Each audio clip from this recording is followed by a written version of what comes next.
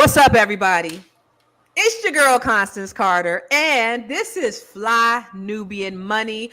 Oh my God, I am here today with some of my most favoritist people in the whole wide world. But before I introduce them to you, we're going to talk today about the murder of healthcare CEO.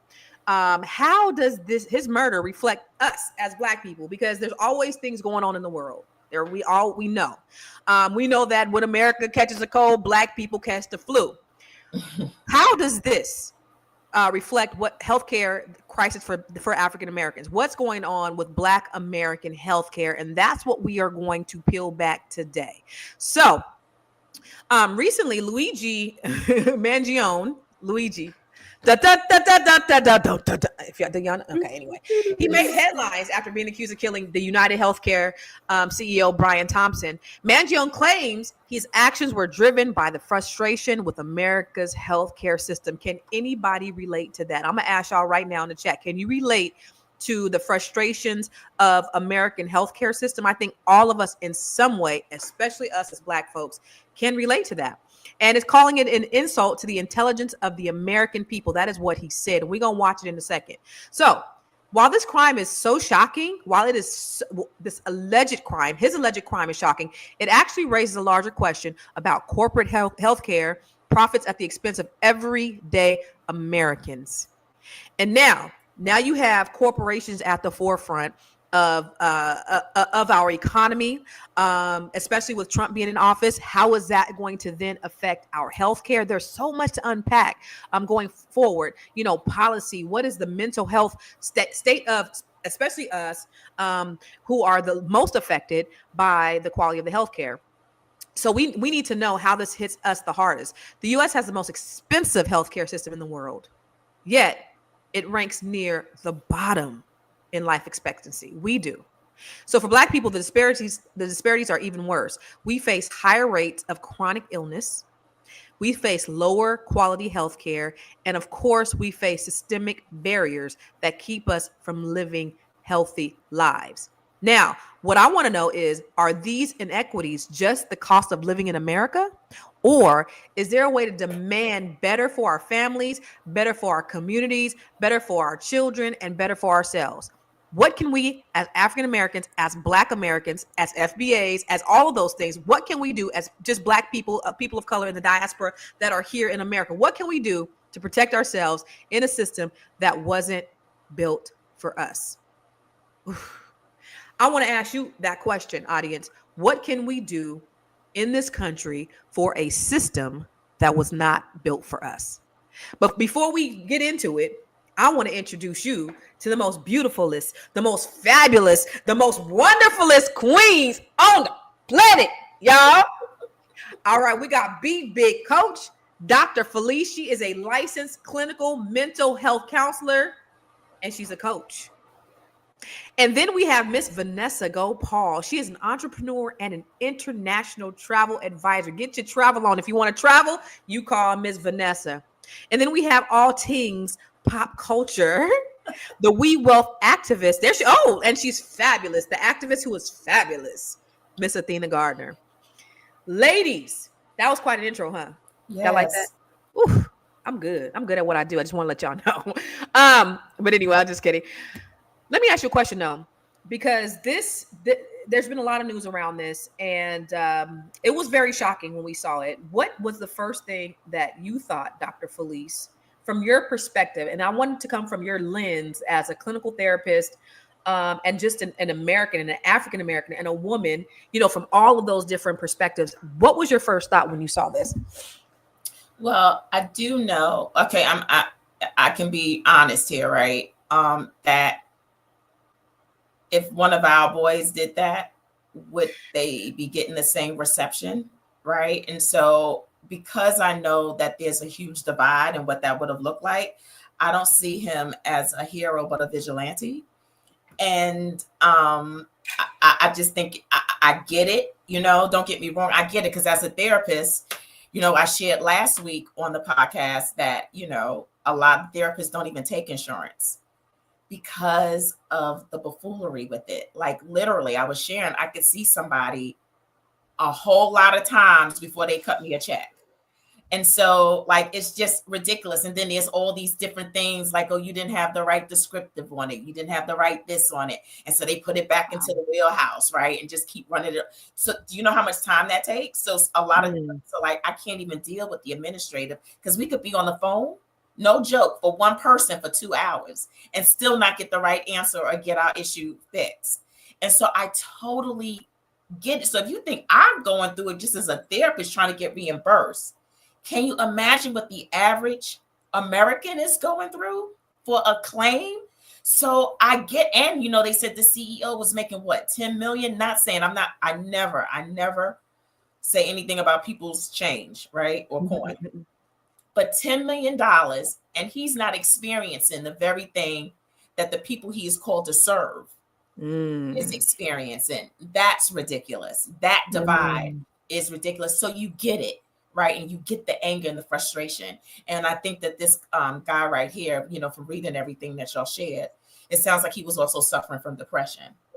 So it wasn't that he just one day woke up and said that I want to be a vigilante and kill a CEO. Right. This was something that was brewing for him and with him over time, unchecked. Right. And that's what it looks like when you don't get help, when you're experiencing and going through things.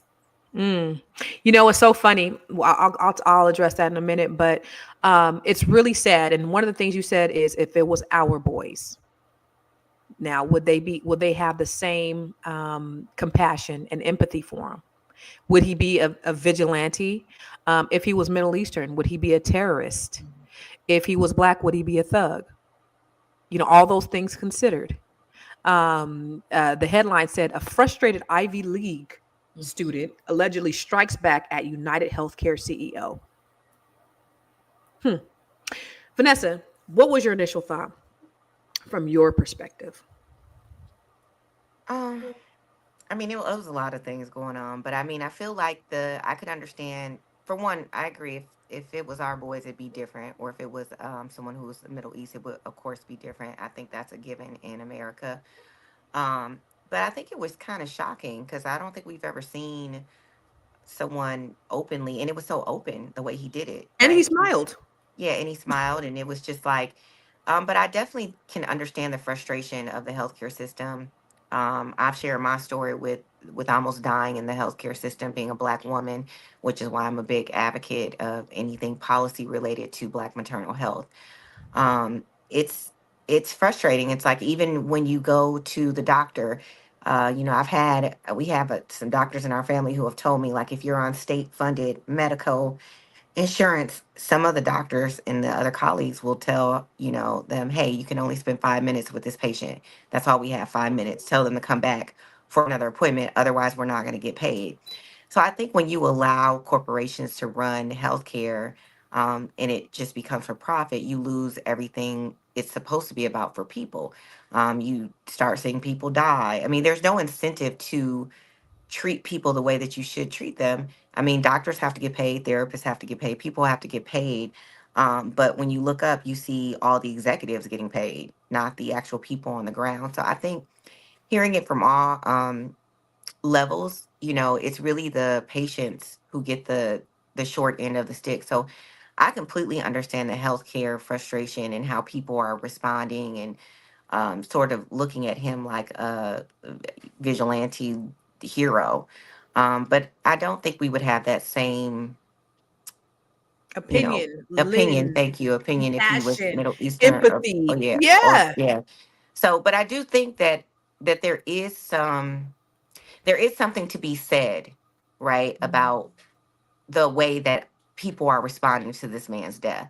There's no empathy, right? I don't care. I went and looked through every comment. I see people saying, well, you know, when you deny claims, when you kill people, it's very much so you can see that there is a problem in American healthcare system by looking at the response of something like this. Right. Thank you. What about you? And because I know you came over here when you were younger, but it says that we rank the bottom when it comes to healthcare. And you looking at a country like Jamaica, and it being as impoverished as it is this an upgrade? It's very much so an upgrade. I remember, and I think the difference with growing up in a developing country like Jamaica is you understand the importance of health, and we have a different approach to health because, one, a lot of people cannot afford the healthcare that we do have, right? And two, the systems and things we have, of course, are going to lag behind the United States because the United States have more money and resources. So a lot of our health concerns, we practice holistic health. The thought is to avoid going to the doctor, hospital as much as possible. So there's all these herbal remedies and things that we do. I remember taking like cod liver oil and all kind of different things. All them old remedies our great grandparents used to have. All those old remedies. Sprain ankle, like put some cod liver oil. Also, our lifestyle is different. Our food is different. When I go to Jamaica and I go to the supermarket there, it literally look like the fruit and vegetables are literally picked off the ground and just saran wrap. Oh, with dirt on it. Like there's no I saw dirt on some of it before. There's no processing like we do here. Like the size of things are actually a natural size. You can tell that, and everyone practices a more healthier lifestyle. Our farming, our fish, and everything literally comes from the market. So I think our health outcomes are different because even though we are a nation lagging behind in resources, I think we outperform on a health wise. I remember my dad telling me his doctor was saying like he has the best health of a man his age, and our diets, we don't eat a lot of fried food typically. A lot of our food is steamed, grilled, sauteed, stewed. So even in my dating experiences, I noticed the diets of the men that I date here, I was like, this is like a Black American diet or whatever, because we don't eat a lot of there's differences. Y'all don't eat chitlins, y'all don't eat pig feet, y'all don't eat hog maw. Hell no. But what I will say is this: when it comes to healthcare in this country, that there's a lot of changes that need to be done. And I talked about on a previous episode that a lot of Americans are frustrated and angry about the ability to afford rent and basics, right? And that has trickled down in sentiments towards migrants. But also, I think, as in this case in point, has trickled down to people are going to be reactive and doing these violent displays to get a message across, right? To get a message across that we are tired of being abused financially by these different systems of control. UnitedHealthcare made $50 billion in just denying claims. Denying claims. They were using AI technology to filter out claims and seeing what they could deny to avoid having to pay people, and profited $50 billion. So something definitely needs to happen. All right, I understand. And we're going to talk more about it when we come back from a commercial. Hey, if you're just tuning in, you are watching Fly Nubian Money, where we help you master your mindset and maximize your money. I am Tiara Williams. I'm also known as Miss Black Hollywood, and I am the proud producer of this show. So I hope that every day when you join us, you leave a little smarter than you came, because that's the point. Otherwise, why are you watching? So if you want to receive notices for when we go live, Fly Nubian Money goes live every single day. That's Monday through Friday at 1 p.m. to 2 p.m. Eastern Standard Time. So if you don't know, now you know. All you have to do is text the word Queens. That's Queens. That's Queens to 87948. That's 87948. That's Queens to 87948. Yes? If somebody don't text the word Queens 87948 today, it's going to be some consequences and repercussions. It's going to be some slow singing and some flower bringing. Y'all don't text the word Queens 87948. With the upcoming administration, we know that this administration is very pro-corporation, very pro-corporate greed. And we're going to see a lot of lobbying for more of these corporations, more so than for the common, because of course that's socialism, right? If the common people, helping the common people is more socialism, and we got the whole trickle down effect. And I'm wondering what's going to be the outcome, or are we going to have more vigilantes like this young man with what's coming up, what's getting ready to come down the pipe? That's a question I want to pose to you. But before we get there, I want to look at the video about this young man and what he went through and what supposedly prompted this whole killing. He did it for his mother, according to his manifesto. She suffered from nerve neuropathy ever since the age of 31. He watched her suffer. He says that all her claims were delayed and denied, but that it is the foundation of this country. He said that on a good day, it felt like his mother's legs were immersed in ice. On a bad day, it felt like his mother's legs were clamped in a machine shop vise, screwed down to where the crank stopped turning, then tightened further down until her bones splintered. She had more bad days than good and crawled to the bathroom on her hands and knees. UnitedHealthcare limited specialist consultations to twice per year.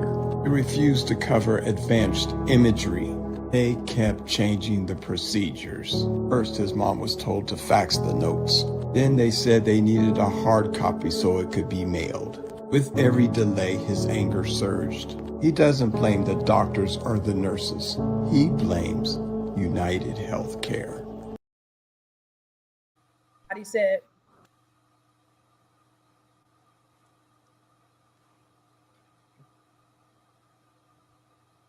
No, can't hear. can you hear me now? No? Yeah. Yes? Yeah, I can hear you now. Yeah. Okay. Somebody said in the comments, free Luigi 2025 personage. And after seeing that, it's like, yeah, free Luigi.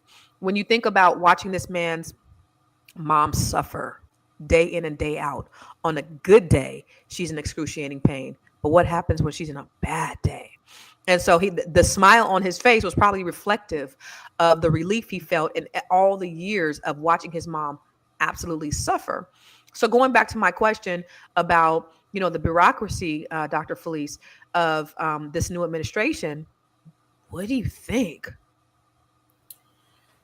I'm always going to tell y'all to stay positive, right? I think that there's a new generation, and I think they get on bandwagons and they copycat, right? And I don't think that they think all things all the way through. There's a possibility for both things to happen. There's a possibility for things to get better, possibly. And so we have to stay there. But I'm with Athena. We're going to have to take things into our own hands, and we're going to have to choose to take care of ourselves. We cannot depend on government. We cannot depend on companies to do what's right for us. And if you're going to sit around waiting for that to happen, then you're going to be miserable, and you're going to be depressed, and you're going to be angry, and you're going to be possibly the next vigilante. And so, I'm just going to be very transparent. I love vegetables. And I remember like 2 years ago, I was going into the supermarket, literally having tissy fits over how much it was for me to buy just regular vegetables. And it hit me, girl, you got some dirt. Go and plant your own stuff. And that's exactly what I did. No, I'm so serious. I got that angry that I started planting my own stuff. What did you start planting? So I planted green peppers, and I planted tomatoes. Last year I did some green beans, and what else did I do? This year I'm going to do a jalapeno too. But I started doing that and bringing it into my own house, and I felt so much better. Why? Because honestly, those things are supposed to be free. Guess how I know? From the earth. Because it's got a seed in it. And because it's got a seed, it's supposed to be free. And so what are those things? We got to take those things back. Yeah. And equip ourselves. And I didn't have no pesticide worries. Right. Like Athena said, it came straight from my deck to the kitchen. So deck to kitchen. Right. So I'm just saying we got to take things into our own hand. We got to get back to where our ancestors knew. Our ancestors knew some stuff. Yeah. And so we got to go back and pull from the back to the present how to take care of ourselves. I am not dependent upon UnitedHealthcare or the next administration for my individual health. I'm not going to do it. You know what I think, Dr. Felice, with the power of the internet, we no longer have to rely on just practitioners in their thought process and how they are diagnosing us. We can get a lot of the information that we need on the internet. The internet has made the world so small. One of the ladies in my Net 7 collective cohort is a doctor. She's a general practitioner. And she said the only thing that they taught her in medical school was how to medicate people. That's it. And so she's transforming, and her name is Dr. Shirley Jones. I wish I had her information because I would certainly send you guys her information. But what she's done is she's changed her whole practice, and she's added a holistic care. And so she helps people get off of the medicine, because that's what they teach. They get paid extra to medicate you. So, can you imagine though? What? How we would disrupt systems by doing that? Can you imagine how we can disrupt the pharmaceutical industry? Right. How we can disrupt the healthcare industry if we all took it upon ourselves to say not anymore. Right. And to really change, because the reason our diets are so bad for African Americans, you remember they gave us the slop, they gave us the intestines. They gave us the right. They gave us the chitlins, and we made lemonade, right? And so that's how we have a history of bad food, but that is not our ancestry. So 100%. We got to go back to doing what's right and what's healthy and disrupt systems by doing what's right for us individually and collectively. Right. Thank you for that. So from a policy perspective, Vanessa, going into the new year, to the new administration, what are your thoughts? Because I know you read up on all this stuff. Yeah, and actually, you know what I did an in-depth research paper on access to healthy foods in inner cities across America. And what I found in that is that inner city, there are really no access to healthy food options in inner cities. And when you go in their grocery stores, they don't have fresh produce. They don't get local produced food. It's almost catered. It's more fried foods, more liquor stores. This is in every inner city community across America. So going back to what Dr. Felice and Athena was saying is that it has to come from the home at some point, where we have to start educating our children about how they are poisoning us. Like, that's literally poison. When you see when you go to these suburban communities, they got farmers markets, fresh produce. You go like walking into the grocery store. It's a completely different experience. It makes you salivate over an apple or a pear or whatever, because they make it look enticing, like it's marketed differently. So I just think overall, like, we have to kind of re-educate ourselves and what healthy food options there are. So that's one element of it from a policy perspective. The second option is or the second opinion of mine is that I took care of my father for about a decade. My dad was blind. He was amputated below the knee. He couldn't walk. And he had a lot of health ailments, kidneys. You name it, he had it. So I had to basically get to have 24-hour care for him. But I had a lot of issues getting his claims processed. And my dad was a veteran. He was 100% disabled veteran. And there's no way in hell that you should go fight for this country and then you can't get the health care that you deserve in America. That is a complete 100%. disgrace. But what I realized is that if you don't have anyone advocating for you, then you will literally fall through the system. It was like a full-time job advocating for my father, for him to get certain health benefits. And someone mentioned in the comments that it's almost like you have to be an attorney to navigate the system in order to get your claims processed. So, for the ailments that we can deal with health-wise, we have to re-educate ourselves and start eating healthier. And actually teaching, like I teach Sanaa, to each his own, but my daughter's 6. I tell her, if you eat all that sugar, there's a strong possibility you might have diabetes and your leg may get cut off. I had some people, you shouldn't say, no, I am going to tell her that sugar is not good for her. Sugar causes diseases. Sugar causes your teeth fall out. Sugar will cause you to be diseased and lose limbs. So, and she understands it. My daughter will reach for fruit, apples. Because this is like what we've been teaching her. So, but for the ailments that can't be necessarily remedied with food, we as a community, we have to start advocating for one another. 100%.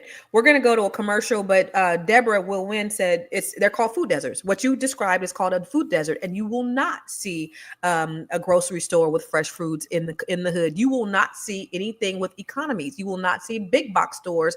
It's also part of the urban decay. That's by design. I'm always go back to white supremacy. That's part of the design to destroy us as Black people. And we're going to get into it when we come back from this commercial. You want to grow your money and not blow your money, as Constance says, check us out at flynubianmoney.com. There's all kinds of resources, programs, videos, resources. In 2024, there's no reason to be broke when there's information all around us. So get your money right. flynubianmoney.com. Yo, get your money, ladies. Come on, come with me. Get your money right. Come on, doctors. There we go. There we go. We're not doing the hands like Dr. Joe. We doing the sis.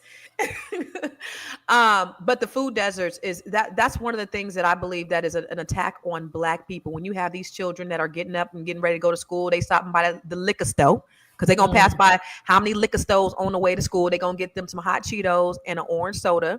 That's their breakfast. Then they go to school and they're unproductive. They don't have a healthy lunch. And then you wonder why they're hyperactive and they can't think properly. And then they end up with these bad habits. And then there's obesity in our communities. And all of this is because they intentionally we want good food too. And so we got to travel across town to go get some fruit and vegetables. It is a sin and a shame before God. But I'm so glad what you said, Dr. Felice, is, you know what? I thought about this shit. Like, this vegetables is expensive. Let me go ahead and plant some myself. We could do the same thing. And you don't have to have a house. You could do a bed, right? The bed thing. When you said that, that's what I was thinking. Like, oh, no. I have a raised bed. Like, I'm not bending down, y'all. Like, I'm not doing no stuff on my knees and hurting my back. It is raised up. Not only that, somebody said in the thing, well, if you live in an apartment, well, my daughter bought me the thing where I can start planting vegetables in my house. So it's real slender. Yeah. And so you're able to do vegetables right in I was going to get it in your house, in your apartment. Yeah. You can do it. I love that. And that's what I tell people. So all that Starbucks change that you're using or your Dunkin' Donuts money, put that aside and go get you one of those things and start getting and making your food in your apartment. Yes, Hunty, I love that. Thank you for that. Athena, what are your thoughts in terms of like the bureaucracy and what's getting ready to come down the pipe with the new administration?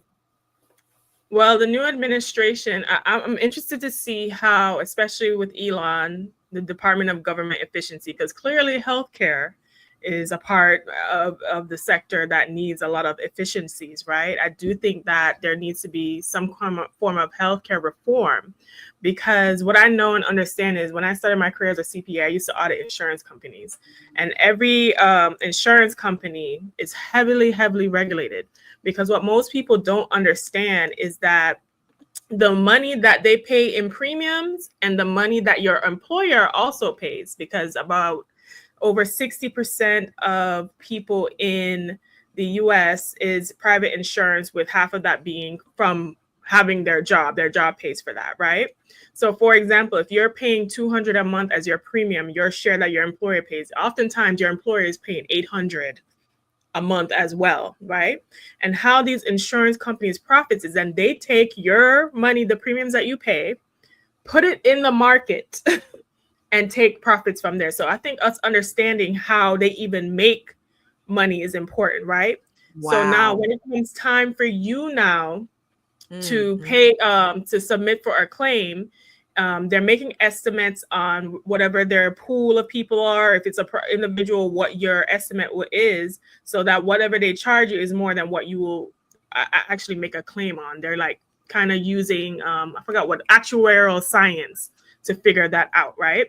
So with them using AI to sort through people to deny claims, and that is why I'm trying and pushing so hard for us to embrace AI, because these people are using it against you. So you might as well learn how to use it for yourself, right?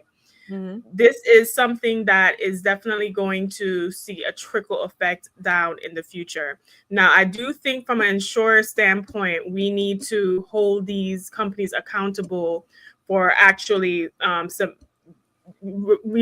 granting people the claims they rightly deserve, and not deny people off of a simple error or because the description isn't just so, because they use the legalities, and obviously they lobby for these legalities to get around that, right? A resource that I want to share with the audience as well, I typed it in the chat. It's called fairhealthconsumer.org. fairhealthconsumer.org. You can go at this website, and whenever you have a procedure, whether it's medical and hospital costs, dental services. What I used to do, I would ask for the codes for the procedures. And you can actually look up the codes and compare cost of what is legally allowed for them to charge, and also where it might be more affordable for you to actually get certain procedures. So this is a resource that we all. I don't see the link. Oh, it's right there. Okay, Fair Health. It's on the screen. Can we put it in the comments too for the people to click on it? Put it in the comments. This is a resource people can use as well. We also need to take things into our own hands, right? When we're talking about these food deserts, which is a real thing and something I had to learn, because I grew up in Jamaica, where you can literally pick stuff off of your backyard and go about your business, or where I live in America. Obviously, I'm not around a food desert, but I remember a story of a young man in Detroit, Black man, realized his area had a food desert, crowdfunded, and started his own neighborhood grocery. His name is Raphael Wright, and his store is called the Neighborhood Grocery in Detroit, right? So we need to galvanize and put our resources together and advocate for ourselves and be the change that we want to see in our community when it comes to our healthcare. Yeah. Thank you for that. And thank you for all those resources, because at the end of the day, when we come on here, we ain't coming here just to yap. Like my kids say, the young people say yapping, y'all yap. We ain't here just to be yapping. We're here to actually give you resources and actually try to figure out what the solution is and how can we move our community forward as African Americans so that we can live long. Because one of the things, y'all, is they are so afraid of us. That's the reason why there is an attack on Black people, is because they are afraid of us, because we are powerful and we are resilient and we are overcomers. And the reason why you see all of these attacks with the music and with the drugs and even with the urban decay and the food deserts is because they know how powerful we are, and yet we overcome. And this is also something that we can overcome as well. What's so funny with this administration and with all of the bureaucracy that we see within the healthcare system? The CEO of UnitedHealthcare, I think, was he with UnitedHealthcare Group? Just a couple of days later, he said to his, they leaked audio to his people, and he said that that they're going to have to guard against what he calls unnecessary care, that they're going to try to deny more claims, that they're going to try to pay less, even after this other guy had just gotten killed for this very thing. They haven't learned their lesson. They're still talking about doing it. I do want to look at the reaction that people had from the video that this gentleman did, and I want to know what your reaction was. What do you think? Do you think this was a good thing? Do you think he did the work of, or did he do it? So Mary Johnson said, I understand, because they keep changing and denying medications recommended by my doctors. Plus, the cost of my share for the medication is unaffordable. Norman said, listen, but I understand. Delisa said, justified to me.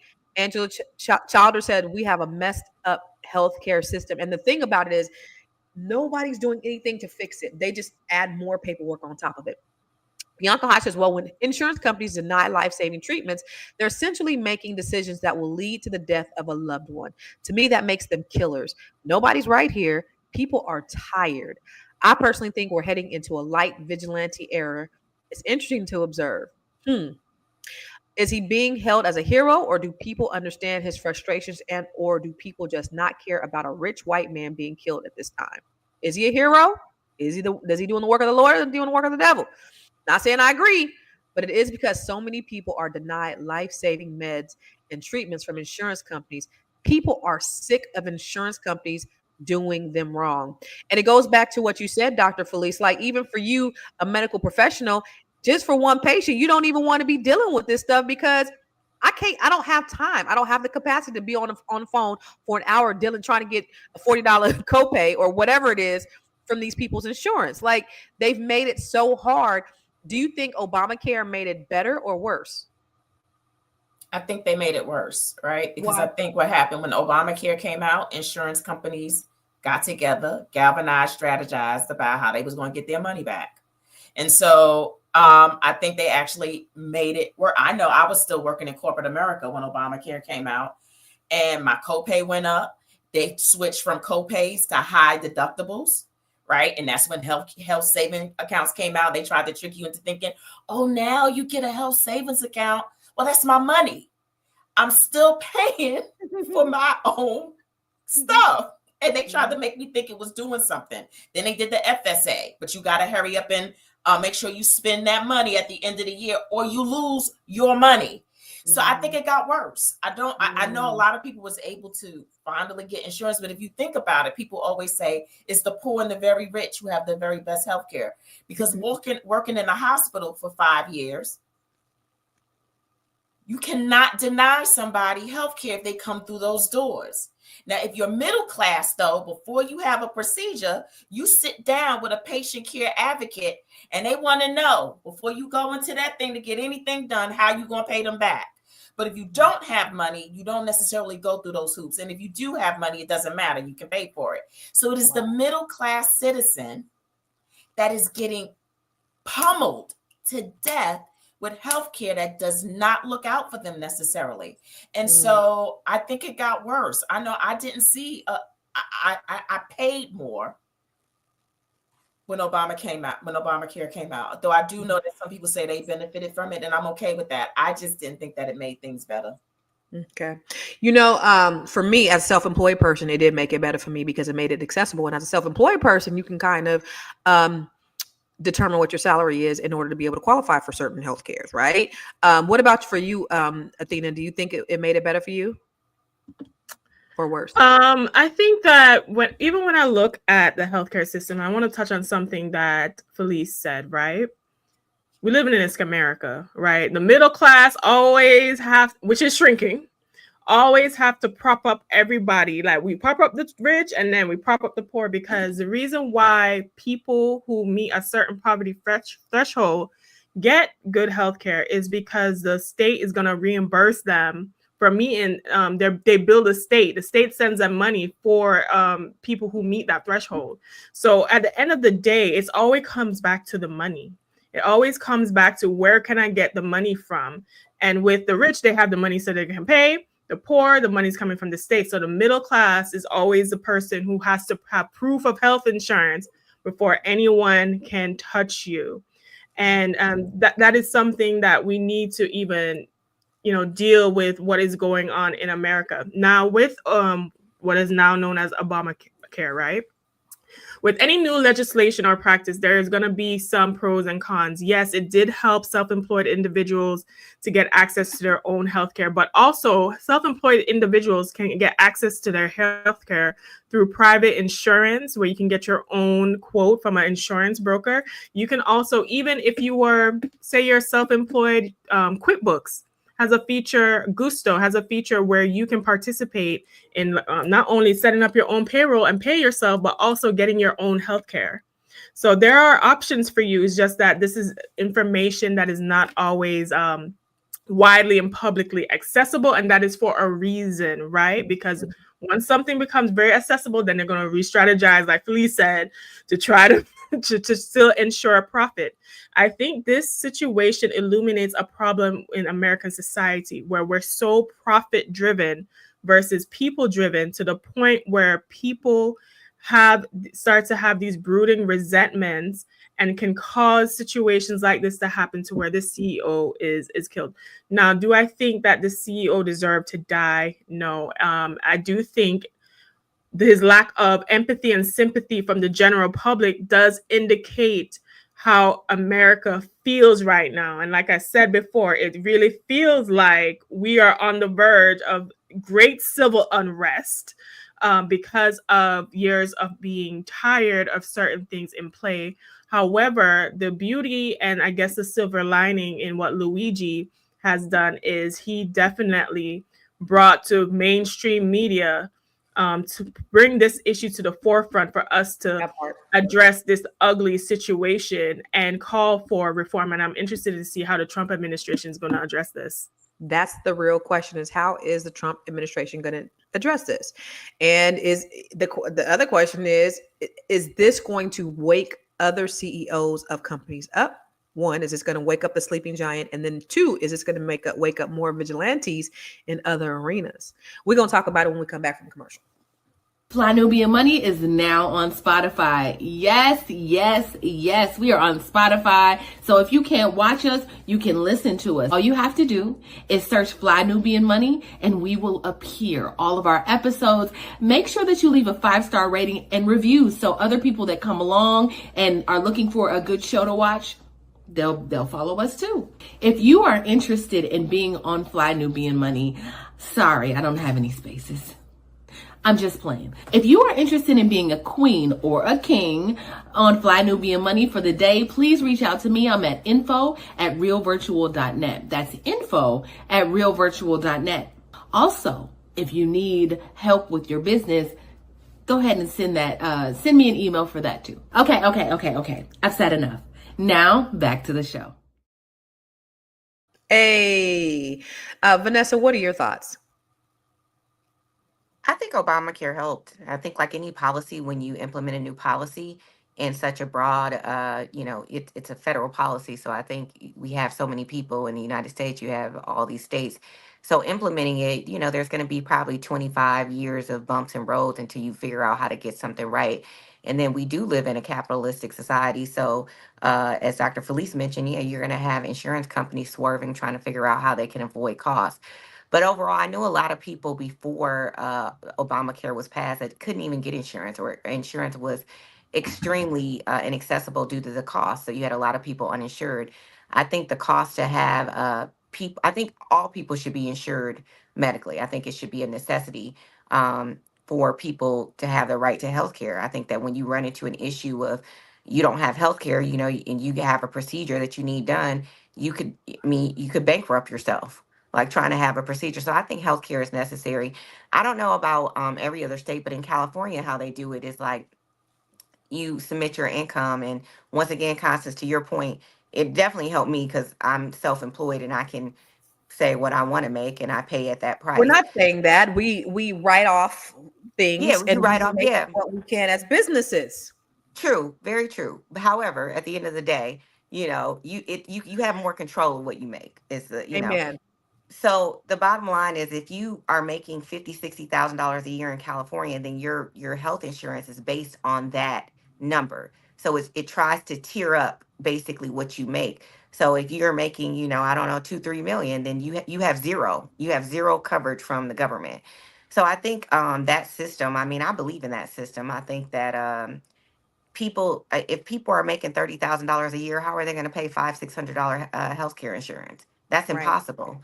So I think the idea of Obamacare is to create a fair system, but the problem is that we have insurance companies and pharmaceutical companies for profit, and I just don't think the two should mix. I think that you should have it should be streamlined. There should be a lot of laws in place so that insurance companies are not profiting $50-$60 billion a year off denied claims. I mean, that seems very unethical.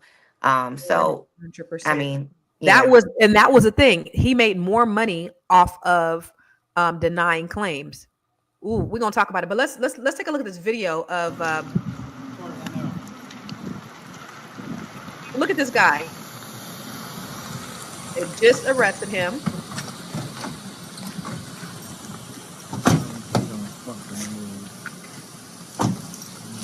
I'm surprised people are not cheering him on. As completely out of touch and an insult to the intelligence of the American people and lived experience. What do you say? It's an insult to the American people. What do you say?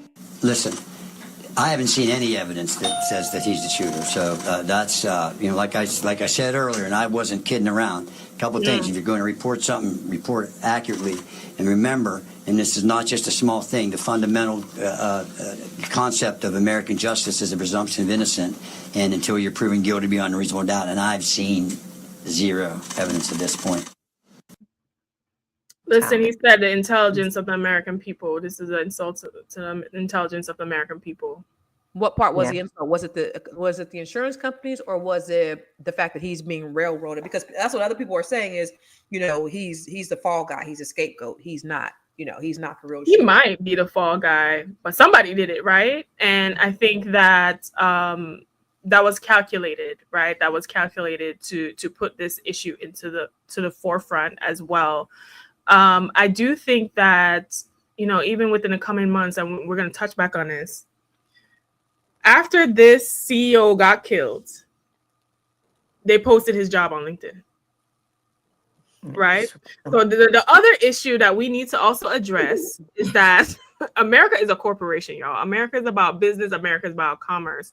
Y'all muling, slaving yourselves for these jobs, not taking y'all breaks, not taking y'all PTOs, not focusing on creating the business that you need to make, not focusing on learning different innovative tools like AI to better your life and better your business. And you can literally die for the company. Because if he wasn't working for that company, he would not have gotten shot, according to the situation, and they will post your job the next day. He was on his way to a meeting, and they continued the meeting without him. So I think this is something that we all of us need to consider and focus on what matters, which is your family, which is your, the love in your life, which is your own business and enterprise. Because another thing that needs to be looked at when it comes to, corporations, they'll cut you a check and that is it. They don't necessarily love you back, right? Is he being memorialized by this company? Probably not, if they have his job up in 30 seconds after he done died for it. But even if they do memorialize him, what is that going to mean to a dead man? Absolutely nothing. And not only that, but it's just, he's the fall guy. But I mean, he's the fall guy because he's a CEO. But how many people above him or below him were denying, the claims? It wasn't just him. It was a whole collaborative effort to get more money for the corporation. So I think, what does it look like for other CEOs? Like, are they going to be scared? Are they, What do you think? What do you think mentally, Dr. Felice, how we should move forward? Because I think it opened up the eyes of a lot of people. Some people didn't know the dire straits of the healthcare system. Some people don't have that understanding. We don't have, especially when you look at the African-American community, right? Because that's who we're concerned with. And when you look at the disproportionate effect of chronic diseases. We have hypertension at a higher rate. We have diabetes. We have heart disease. Our adults are 40% more likely to have high blood pressure than white people, and we're more likely to experience complications such as strokes and kidney disease. That's the statistic for Black people.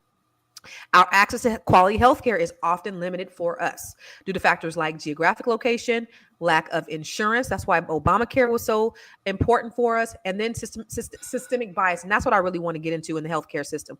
Black Americans are less likely to have regular healthcare provider compared to white Americans. And when we look at the systemic issues, when you look at the racial bias in healthcare treatment, that is a significant issue. Black patients are less likely to receive a pain management. Yes.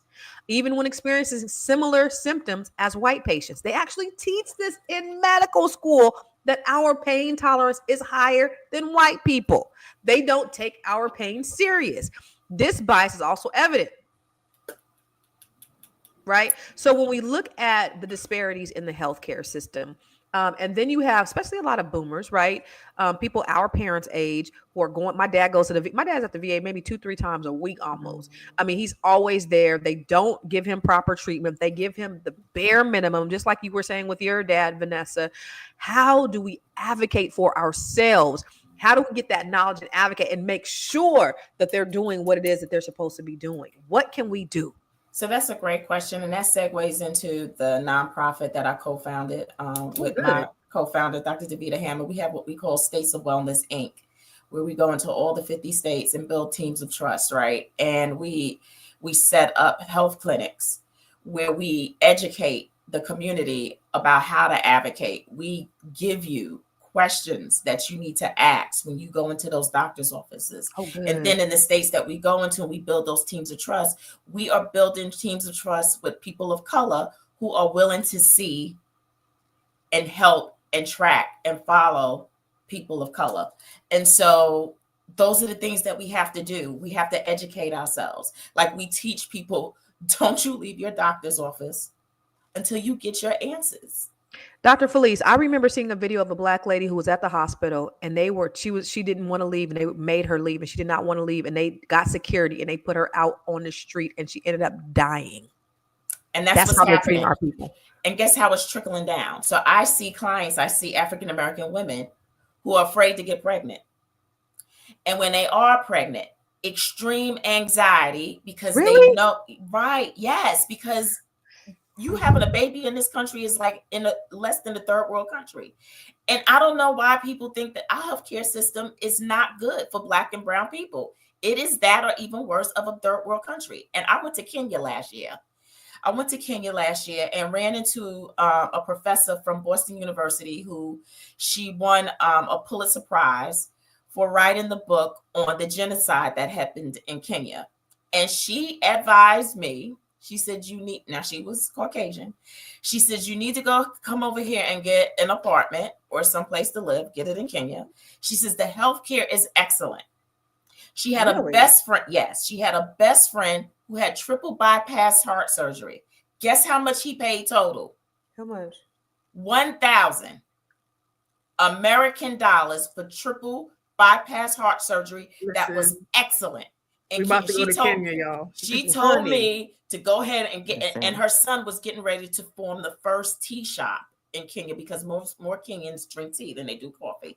And so she's been going back and forth to Africa for like the last 20 years. And she has an apartment. And she also shared with me, she says, you would want to retire here because they take very good care of the elderly.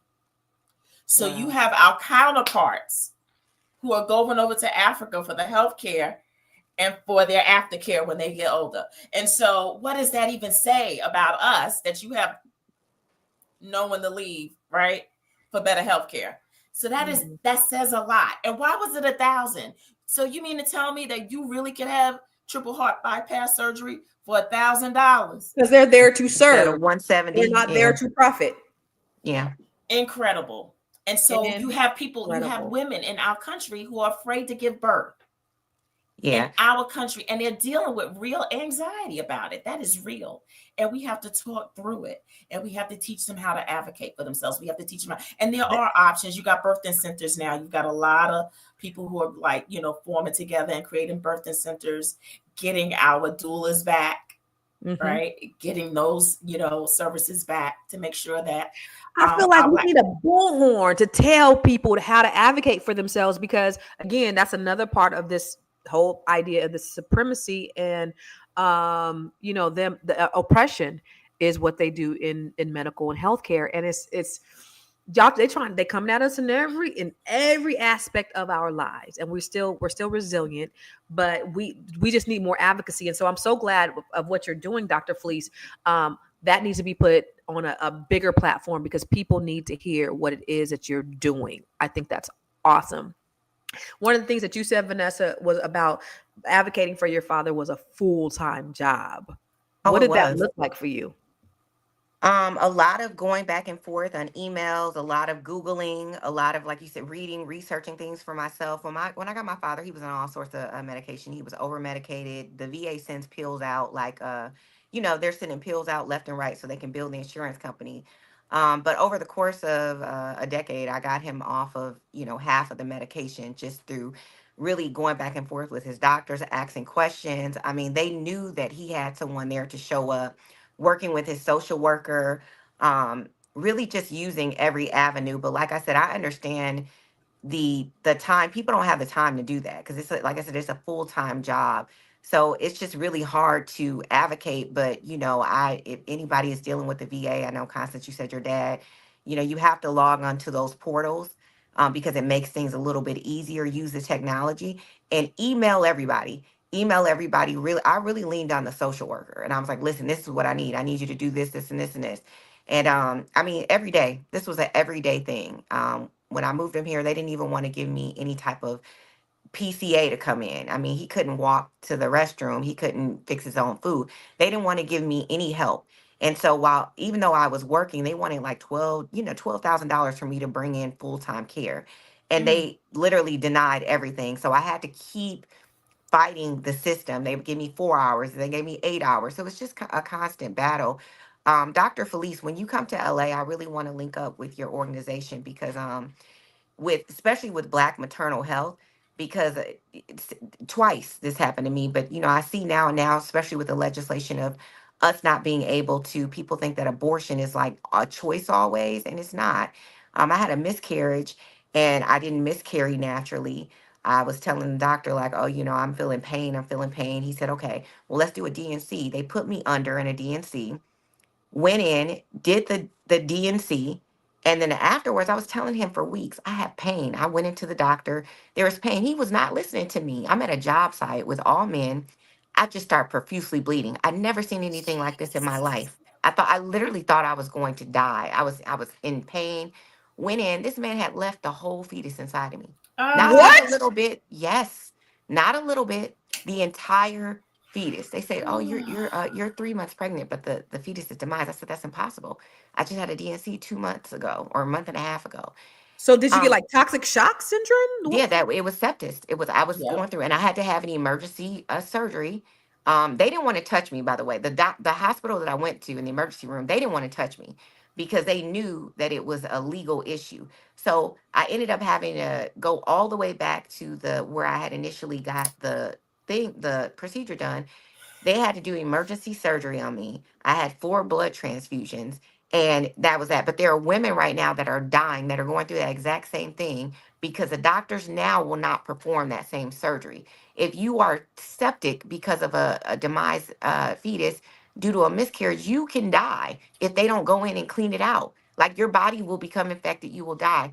But they don't listen to Black women. And I've had a situation like this happen to me twice. I went through hell to change over all my medical stuff, and I found a Black OB. I just found a different medical team now. So it's really important too for us as women to really look at who our doctors are, research them, interview them. I interview doctors. I've Googled them. I read about, I literally interview doctors. But when you come to LA, please let me know because there's so much that I learned through that experience and how to just approach it and not listening to a doctor tell me that you're okay because they seem very like, oh, that's normal. That's normal. It isn't normal. I'm telling you that what I feel is not normal. And he didn't listen to me. So I could have died.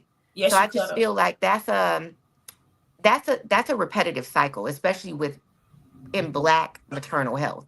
It happens a lot. And so you will always, if you follow me, you'll always see me posting about this stuff and kind of sharing my story because I think it's important for people to hear that when you hear the word abortion, whether you're conservative or not, abortion is not always a choice.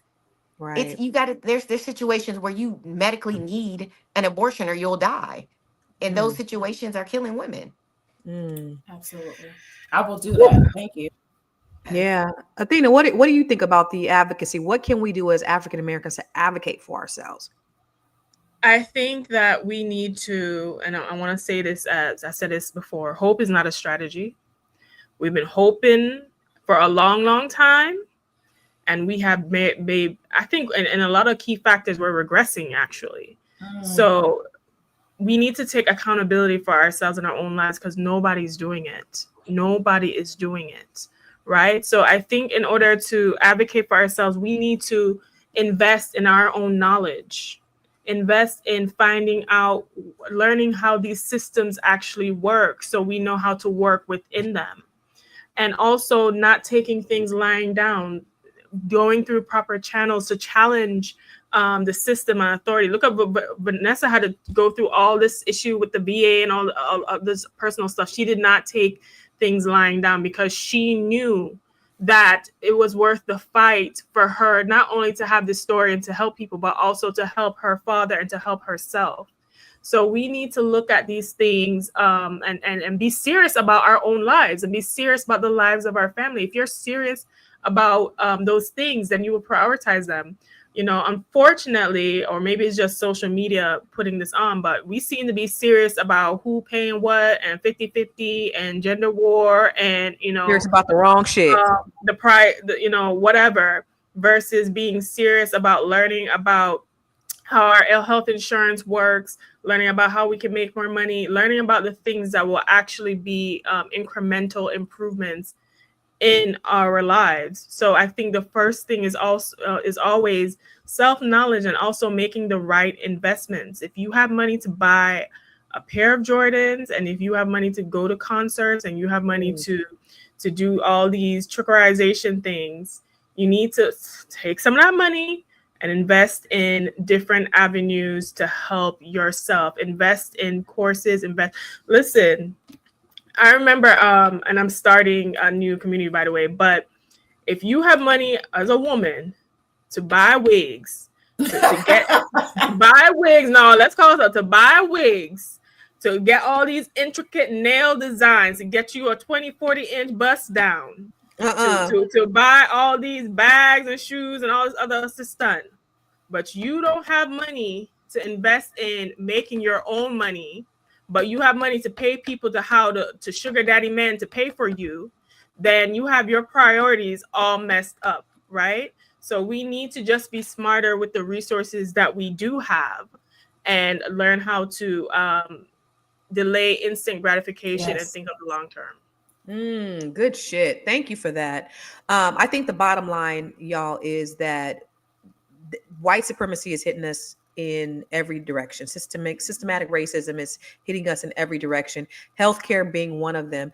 And I do believe that with the power of the internet, we have access to everything in our fingertips. And so we need to do more researching, and we definitely need to advocate. This information that we have, that you're listening to right now, share this with your friends, share this with your family, because we have family members. We got family members right now on that sugar. We got family members right now walking around with no toes, with no foot, with they leg halfway chopped off because we don't know how to eat well. Did you know diet and exercise can actually cure type 2 diabetes in some instances? Like, all you got to do is change what you eat. But we so concerned with eating them pig feet and hog maws that then we'd rather, instead of getting off of that, we'd rather just go ahead and get on some medication to reduce our sugar and keep eating the way we do. We have to change our mindset. Dr. Fleece, I want to go to you for final thoughts. What are your final thoughts overall for Black people, and how we can actually utilize the system to improve our situation? Well, one of the ways is that we become educated on the right things, right? And so we start taking our individual and collective health a little bit more seriously. It is necessary that we as Black and brown people live longer and stronger. For whatever reason, we're leaving here earlier, and that is not going to help us build legacy wealth. We have got to be here to do that. And so we've got to start educating ourselves. We have to start learning how to advocate for ourselves. Do not leave rooms until you get your answers. And then we have to start helping one another figure this out, right? And so, like, I think you mentioned the one person who started their own grocery store. We're going to have to go back. We have a history of being able to take care of ourselves without anybody else's assistance. We got to go back to doing that because we're worth it. We're worth the work that is going to take for us to live longer, stronger, and be the kings and queens that we were on purpose to be.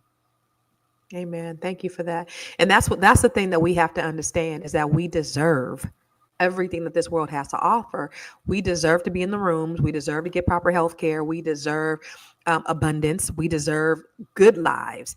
We don't have to be subjected to the things that they are putting on us. And I love the fact that you said that even in our apartments, whether it's in your backyard, on your deck, or in your apartment, we can actually be growing. Girl, you don't even know what you just did for me. And that was the price of admission for me right there, to understand and know that, you know what? F all of that. I don't have to worry about pesticides. I don't got to worry about anything. I can go ahead and grow my own fruit on my own green beans. All that. Yeah, we can do that. And I have a brown thumb. Everything that comes in this house that's alive dies. We don't figure this shit out. Athena, what are your final thoughts, dear? All right, so I know I gave a word today, and I gave a lot of information and resources. Final thoughts are this: go to fairhealthconsumer.org to check out and make sure not only are you getting the correct prices for your medical, dental, and other issues, but also you can find research where it could be more affordable. Another website I want to link is medicaltourism.com, because I forgot to mention that. I had a dental thing once and I was looking to go to Turkey to get it done, but between the flight costs and everything, it was going to be the same amount. So I just decided to do it here. But people often go to Mexico, Turkey, these different places that Felice said, Kenya, to get certain medical procedures done because it's more affordable than, unfortunately, where we live. So medicaltourism.com is another resource for you. Now, I want to touch on what happened to the CEO as well, right? This man died for that job. And they posted up his request for his replacement the next day. We cannot afford to put our trust in one basket. So now is the time. And also, we touched on how UnitedHealthcare was using AI to deny claims to make $50 billion in profit. So if the people who are oppressing us and denying us are using AI and other resources, then we should be too. So if you're interested in learning how to use AI to launch a business with effort and ease, you can find that at elevatewithathena.com, and also the Goddess Guide to Money, so you can have the finances to make sure that everything is straight with you so you can afford the care that you need. My name is Athena Gardner. I am the founder of We Wealth Women, and you can find everything, my social media, podcasts, and everything at elevatewithathena.com.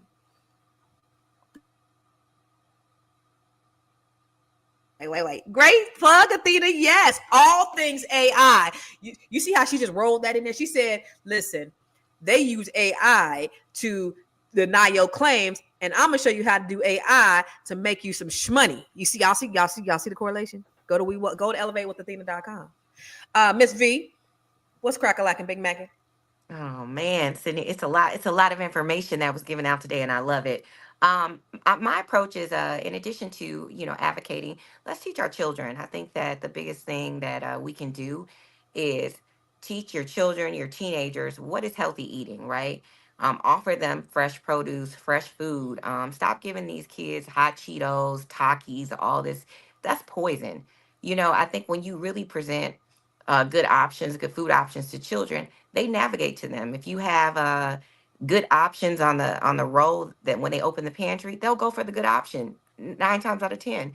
So I think that's really important too, is the way that we raise our children. We need to start teaching them that health is a big issue, and the way that they eat is a direct consequence of their health and how they will lead their lives, and the implications of how healthy they'll be overall. Also, just I think it's important to just talk about health as a community. There is also a Black grocery store that I'm going to check out that was just open in LA. It's off Slauson. I forget the name of it, but the sister opened the fresh produce market. And so it's off Slauson. If you just Google Black owned grocery store and you're in the Los Angeles area, you can go check it out as well. I want to say that. In terms of where you can find me on Instagram at Vigo Paul. All my Linktree information is there. I run a construction company. I'm always about creating Black wealth and cash flow. Right now, if you're in the LA area, we're doing a special on ADUs. I've just renovated a few ADUs that are going to be rental properties for the property owners to create some cash flow. So hit me up if you have a property and you're interested in doing that in LA. Thank you, darling. And I love the fact that everybody is working on different things to advocate for our community. The thing about it is, if you read the book Medical Apartheid, have you read that, Dr. Felice? Has anybody read Medical Apartheid by Harriet? Forget her name. Read that book, and it talks about all the experiments that have happened to African Americans over the course of Henrietta Lacks. Well, Henrietta Lacks is one of the people that she talks about, but there has been more. I mean, I'm talking about Harriet, whatever, the author of Medical Apartheid. Oh. So there's actually a book called Medical Apartheid, and but they talk about all of the experiments that have happened to African Americans. That we used to be the lab rats, y'all. Did y'all know that? We used to be the lab rats. So they used us. They didn't use any anesthesia on us during childbirth, and they were doing surgeries. We were the medical, the lab rats, and it's extended in many ways. And so there's a lot going on. And so we have to be, number one, educated. We got to be aware of our rights and our responsibilities. And if you know something, share it with other people. This information that you just learned from Dr. Felice, from Vanessa, from Athena, all of these links and resources, please share them with your community. Share this podcast, share this YouTube with your community, because it's so necessary. It's to the detriment of our lives and our health and our community as Black people. We need to understand nobody's going to fight for us like we are going to fight for us. Nobody's going to advocate for us like we are going to advocate for us. And so we need to have this information. Like I said, I wish we had a bullhorn where we could put all Dr. Felice's information out there, that the advocacy work that she's doing. We need that. Everybody needs to understand and know that, because our people are dying at record numbers and nobody cares but us. And I'm not just talking about us here on the panel. I'm talking about you. I'm talking about people within our community. That more needs to be shared about this. So we thank you. And that's the reason why I absolutely love Fly Nubian Money.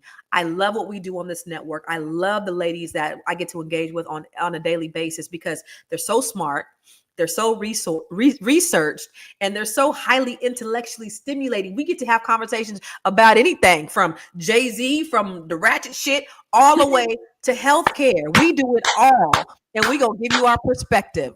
You know what I'm saying? Listen, I could be bougie, but I could be ratchet too. I like to go to the galas, and I like to have the fish fries and everything else and play spades. We are all of that as Black women. We are not a monolith. We do it all. And so that's why I love Fly Nubian Money, is because we come here every day to talk about things that affect us as Black people. And so we appreciate you coming here and you joining us every day at 10 a.m. Pacific, 1 p.m. Eastern. Now, again, if you want to get notified every time we go live, because not only is Miss Black Hollywood gonna get on our asses, but Dr. Boyce Watkins is gonna get on our ass, please text the word Queens to 87948. That's QUEENS to 87948. If y'all want me to keep my job, text word Queens to 87948. And also, every day we are on Spotify, y'all. So even if you can't see these lovely faces, you can actually listen to us on Spotify. So go to Spotify, search for Fly Nubian Money on Spotify. And if you want to learn how to grow your money and blow your money, go to flynubianmoney.com. And we got the Fly Nubian Money Club. Yes, where you're going to learn all things about wealth building. So if you want to get involved in the Fly Nubian Money Club, go to flynubianmoneyclub.com. My girl is telling me to wrap this shit up. I'm wrapping it up. And we're going to see y'all tomorrow. Same time, same back channel.